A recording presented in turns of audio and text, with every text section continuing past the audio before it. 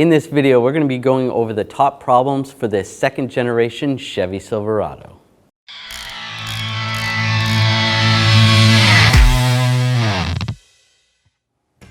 So the second generation Chevy Silverado year range is from 2007 to 2013. Now, there's nothing wrong with this truck. Every vehicle has problems. We're just going over the common ones for this vehicle.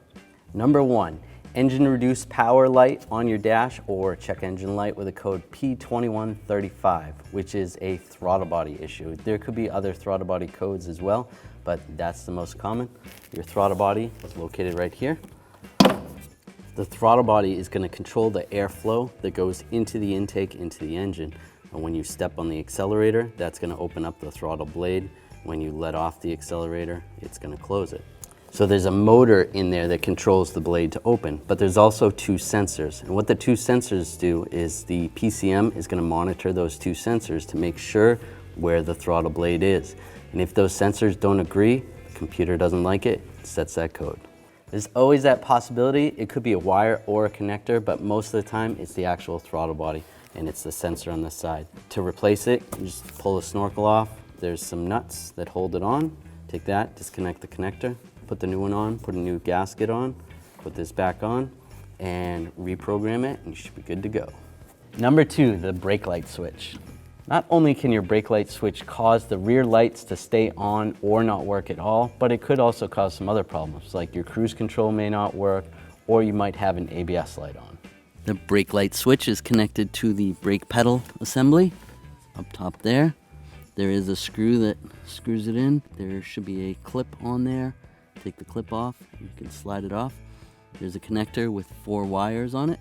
There could also be a connection issue. You always want to check your wires and your connections, but for a lot of times, that's the problem. Number 3, steering wheel position sensor fault. When you're driving down the road, the vehicle actually has a sensor at the base of the steering column, and it monitors where the steering wheel position is. And there's also a yaw sensor, which monitors how the vehicle's tracking down the road. Those two sensors work together to figure out when you're slipping or to modify anything on the vehicle. That has to do with the stability system. So if you have a service stability light on, chances are you probably have a bad sensor. Or if you got in an accident and the steering wheel is crooked, you're going down the road, you're probably going to get that same light. So keep in mind whether that's going on or you might need the sensor itself. That sensor is located right here at the base of the steering column. It is a little bit on the tricky side to get this out. You can't really do it in the car. You have to take the whole steering column out. But if you take your time, it's actually pretty easy. Again, remember, always check your connections and your wires. Make sure that's good. And when you take the steering column out itself, make sure the steering wheel is straight before you take it out. Make sure the wheels are straight. You don't want the steering wheel to spin while it's out because you could mess up the clock spring in the steering column. Number 4, the steering intermediate shaft. It's located right here. Now the steering rack itself is connected to the frame of the vehicle, and the steering column is connected to the cab of the vehicle.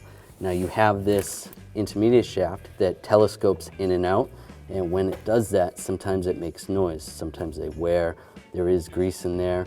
Some of them have grease, some of them don't have grease. But that causes a noise, and it's very annoying when you turn the wheel and you're driving over bumps. You can hear that go in and out. Sometimes you could take those out, re-grease them. It's probably only going to last about 5,000 miles, and then it's going to be making noise again. It'll be like a clunk or a bump noise when you're going over a bump. But the best thing to do is just replace it. On the inside of the cab, it's located right here. There is a universal joint attached to it. A lot of times you want to check if this is making noise. Just grab this, try to rock it up and down. Sometimes the shaft bearing at the base of the column is bad, but that's pretty rare. Most of the time it's just the intermediate shaft. To perform this job, you want to make sure the steering wheel is straight, and you want to lock the steering wheel so it doesn't spin, so you don't break the clock spring while you're doing it. Take this nut off and then the bolt out up top, and then take the nut and bolt out from down below, and you should be able to telescope it down, and then it's going to slide out inside the cab. Take the new one, slide it back the way the old one came out. And number 5, the door handles. Not only the outside door handle, but also the inside door handles. All right, let's talk about the outside door handle first. A lot of times when you go to grab this, if you grab this too close to this side, this part of the door handle where it's fastened to the door actually breaks off. The plastic's kind of on the cheaper side and it'll break. But on this vehicle, it looks good. But that's pretty easy to replace. You just pull the inside of the door panel off and just take some of the bolts out. It's good to go. Let's talk about the inside door handle. These often break. You won't be able to get out of the car. You should still be able to get in from the outside. It's always a good idea to take the panel off and just check the cables, make sure the latch is working properly. Up to a certain point, you couldn't get just the inside door handle. You had to buy the whole panel. But now they make a kit and we actually sell it at 1aauto.com.